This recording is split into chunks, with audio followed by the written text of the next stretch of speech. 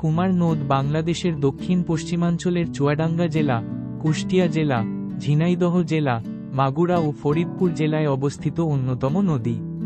নদীটির দৈর্ঘ্য 124 কিলোমিটার, গড় প্রস্থ 75 মিটার।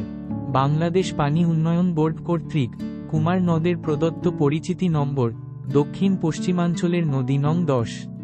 কুমার নদটি চুয়াডাঙ্গা জেলার আলমডাঙ্গা উপজেলার ডাউকি ইউনিয়নে প্রবহমান মাথাভাঙ্গা নদী থেকে উৎপত্তি লাভ করেছে।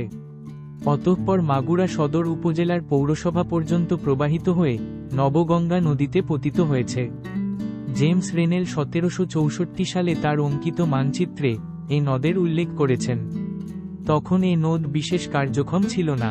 বর্ষা মৌসুমে পানিতে পূর্ণ থাকলেও শুকনা মৌসুমে নদীটি শুকিয়ে যেত। আশপাশের বহু বিল থেকে পানি বয়ে আনত বলে এ নদীর পানির রং ছিল অনেকটা কালো। ফলে স্থানীয়ভাবে এ নদীকে বলা হতো কালো বিল।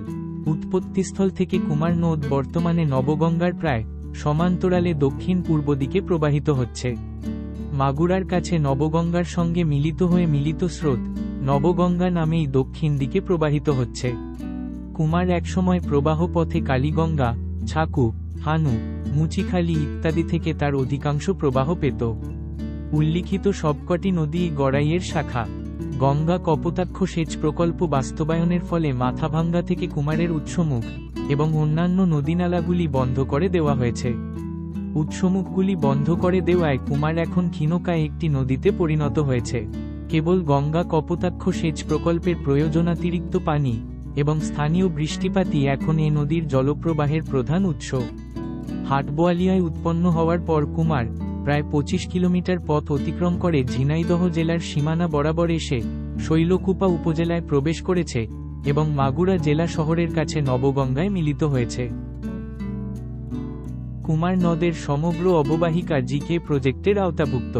নিজস্ব কোনো পানির উৎস না থাকায় নদীটি নাব্য নয়। কেবল বর্ষা মৌসুমে 3-4 মাস নৌ চলাচল সম্ভব। সার্বিকভাবে ভাঙন প্রবণতা নেই, তবে ফরিদপুর জেলা শহর এবং নগরকান্দা উপজেলা শহরের কাছে কিছুটা ভাঙন প্রবণতা লক্ষ্য করা যায়।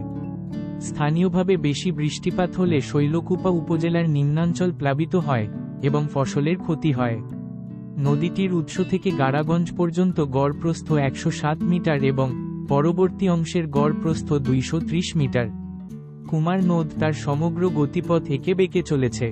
ফরিদপুর, নগরকান্দা, আলমডাঙ্গা, হরিণাকুণ্ডু, শৈলকুপা, শ্রীপুর, মাগুরা প্রভৃতি কুমার নদের তীরবর্তী উল্লেখযোগ্য স্থান।